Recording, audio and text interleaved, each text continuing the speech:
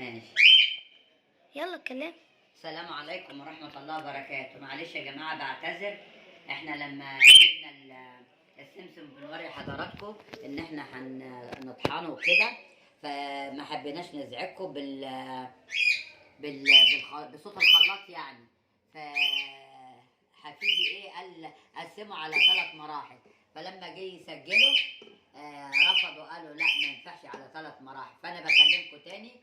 احنا الاول طحنا السمسم، جبنا سمسم طبعا انتوا وطحناه. شفتونا واحنا بنطحنوا السمسم وعملت لكم الطحينه والحاجات دي كلها، فمعلش بقى ان انا رجعت لكم تاني عشان بس الفيديو يتقبل وكده يعني.